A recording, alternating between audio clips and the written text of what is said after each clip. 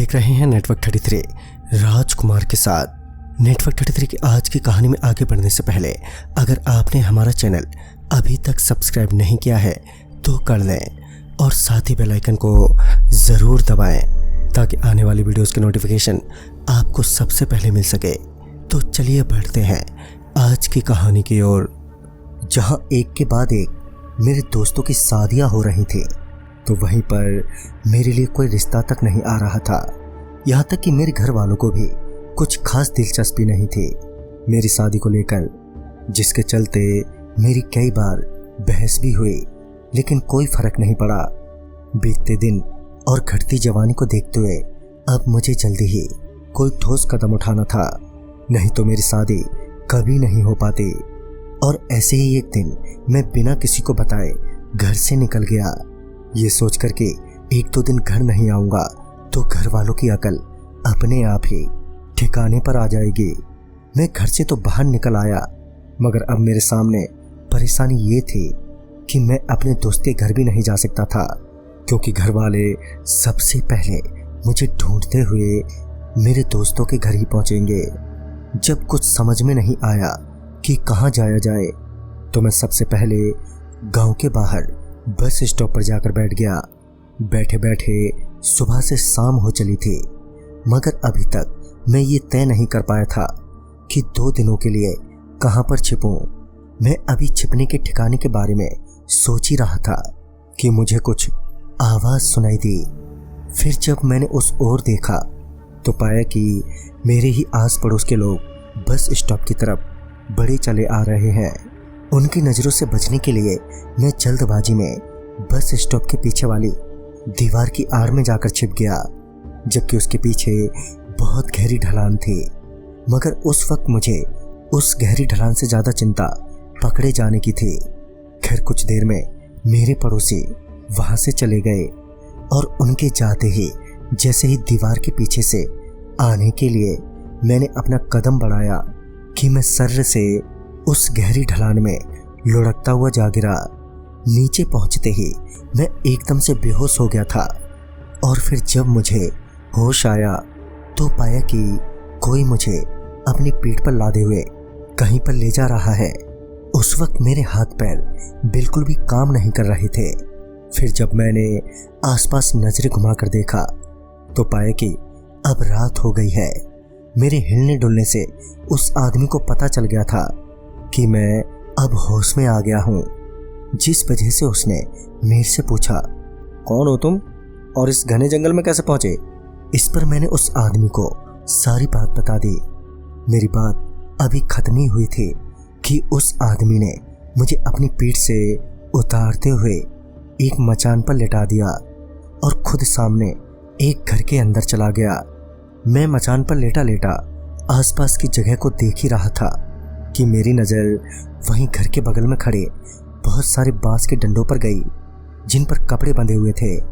मैं अभी उन अजीब से बांसों के डंडों की तरफ देख ही रहा था कि तभी वो आदमी घर से 2 गिलास लेकर बाहर निकला और मेरे पास आकर एक गिलास थमाते हुए बोला, ये लो पानी पी लो।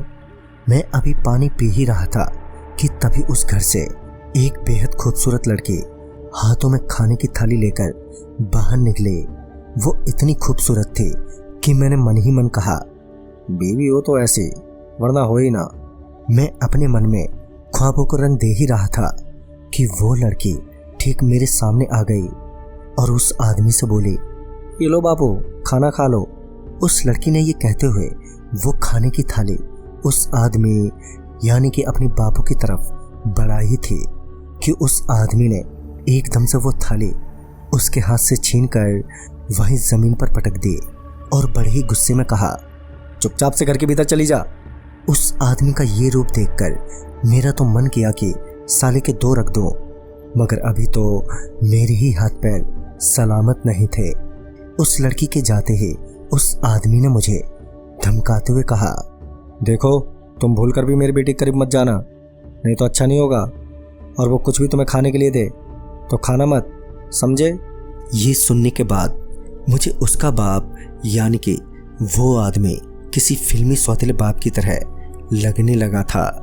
खैर उस वक्त मैं कुछ कर भी नहीं सकता था, लिहाजन मैं चुप ही रहा। फिर कुछ देर बाद मेरी आंख लग गई। फिर जब मेरी आंख खुली तो मैं वहीं मचान पर लेटा हुआ था। अभी मैंने आंख खोली ही थी कि मुझे उसी आदमी की बेटी नजर आई, जो एक बांस के डंडे को वहीं बाकी डंडों के बीच गाड़ रही थी, और उस बांस के डंडे पर भी कोई कपड़ा बंधा हुआ था। मैं अभी उसी लड़की को देख ही रहा था कि उसकी नजरें एकदम से मेरी नज़र से आकर मिली। नज़रों के मिलते ही मैं थोड़ा घबरा सा गया था। मैंने तुरंत ही अपनी निगाहें नीचे कर ली और फिर कुछ देर तक इधर उधर देखने के बाद मैंने एक नज़र उस लड़की की तरफ घुमाई तो मैंने देखा कि वो अभी भी मुझे ही देखे जा रही है। उसका उस तरह से मेरे को निहारे जाने से मेरी दिल की धड़कनों के साथ साथ मेरी बेचैनी भी बढ़ाई जा रही थी। तभी वो मुस्कुराई और उसे मुस्कुराता देख मेरा चेहरा भी एकदम से खिल उठा। मैं अभी शर्माने में ही बिजी था कि तभी पीछे से आवाज आई, मैंने तुम्हें कहा था ना मेरी बेटी से दूर रहना। इस पर मैं थोड़ा हिचकिचाते हुए बोला, अरे अंकल, आप मुझे गलत समझ रहे हैं, मैं कोई ऐसा वैसा लड़का नहीं हूँ। मैं अभी अपनी सफाई दे ही रहा था कि वो आदमी यानी उस लड़की का बाप उस पर चिल्लाते हुए बोला, तुझे कहा था ना मैंने घर से बाहर मत निकलना, तो फिर क्यों निकली? इस पर उस लड़की ने कुछ बोलने की जगह पर उस डंडे की तरफ इशारा किया जो उसने अभी अभी वहां पर गाड़ा था। उस डंडे की तरफ देखते ही उसका बाप एकदम से खामोश हो गया और इतने में ही वो लड़की घर के भीतर चली गई।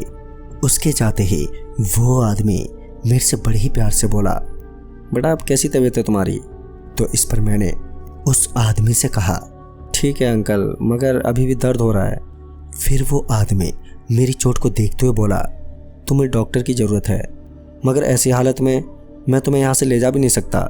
तुम ऐसा करो कि अपने घर वालों का नंबर दे दो, मैं बाहर जाकर उन्हें फ़ोन कर दूंगा और उन्हें यहीं पर बुला लेता हूँ। उस आदमी के इतना कहते ही मैं समझ गया कि ये मुझे यहाँ से भगाना चाहता है ताकि मैं इसकी बेटी से दूर हो जाऊँ।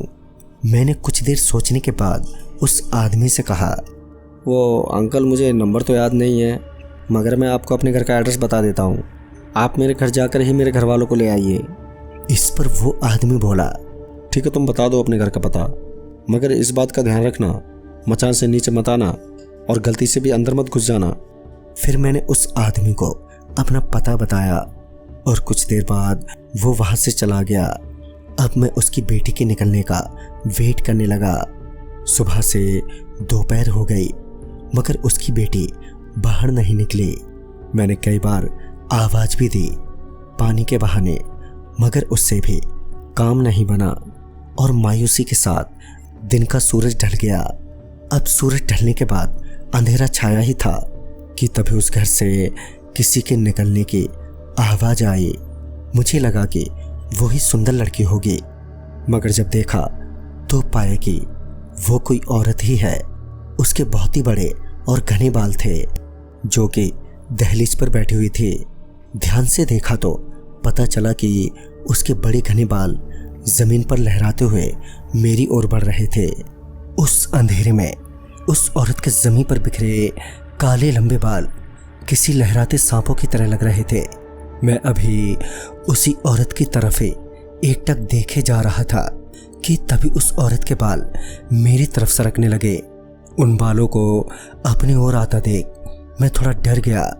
मैं उस मचान से उठकर किसी तरह वहां से भागना चाहता था, मगर मेरे हाथ पैरों के जख्म अभी भी ताज़े ही थे और जरा सा भी हिलने पर बहुत ही तीव्र दर्द हो रहा था कि तभी वो लड़की मेरे पास आकर खड़ी हो गई।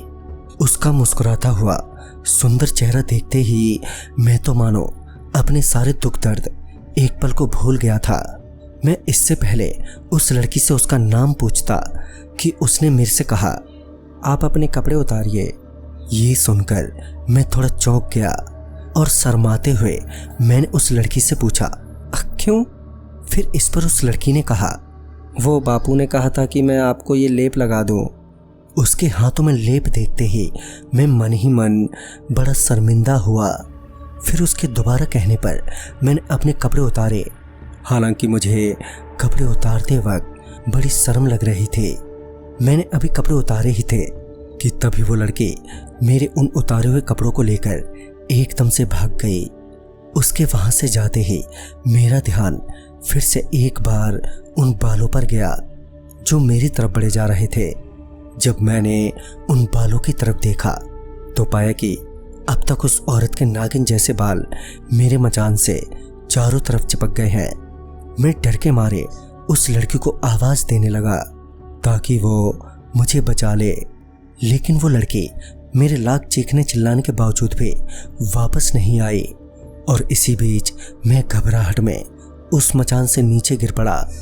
मचान से नीचे गिरते ही वो बालों का जाल मेरे को कसने लगा। जब मैं उन घने बालों में बुरी तरह से उलझ गया था तो अब वो बाल मुझे घसीटते हुए उसी औरत के पास ले जाने लगे।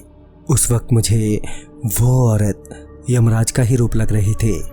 तभी वो लड़की एक डंडा लेकर आई और मेरे उतारे हुए कपड़ों को उस डंडे से बांध दिया। वो औरत अभी उस डंडे को बाकी डंडों के साथ गाड़ने ही वाली थी कि वो आदमी यानी कि उसका बाप वहां पर आ पहुंचा और उसके आते ही वो दहलीज पर बैठी औरत एकदम से गायब हो गई और उसकी बेटी घर के अंदर चली गई। अब मैं भी उन बालों के जाल से छूट चुका था। फिर जब मेरी नज़र अपने भाई और बापू पर गई तो मेरी जान में जान आई। मगर वो आदमी या कहें कि उस लड़की का बाप अभी भी बहुत ज़्यादा परेशान लग रहे थे। उसने तुरंत ही हमें वहाँ से निकलने को कहा। हालांकि मेरे पिताजी ने उनसे पूछना भी चाहा कि ये सब क्या है। इस पर उस आदमी ने कहा कि अगर तुम इनका राज जान जाओगे तो तुम्हें भी सारी उम्र मेरी ही तरह इनकी गुलामी करनी होगी। इसलिए तुम्हारी भलाई इसी में है कि तुम लोग चुपचाप यहाँ से निकल जाओ। और हाँ, रास्ते में पीछे पलटकर मत देखना, चाहे कुछ भी हो जाए। और हाँ, तुम तीनों में से सिर्फ 2 ही लोग घर पहुँच पाओगे। ये सुनते ही हम तीनों बहुत ज़्यादा डर गए और वहाँ से दौड़ते हुए भागे। मगर जब हम घर पहुँचे तो मेरा छोटा भाई हमारे साथ नहीं था। मगर पूरे रास्ते हमें यही लगा कि हम तीनों साथ में ही भाग रहे हैं, इसलिए हम तीनों बीच में कहीं नहीं रुके। उसके बाद हमने अपने छोटे भाई की बहुत खोजबीन की, मगर उसका कोई अता पता नहीं चला।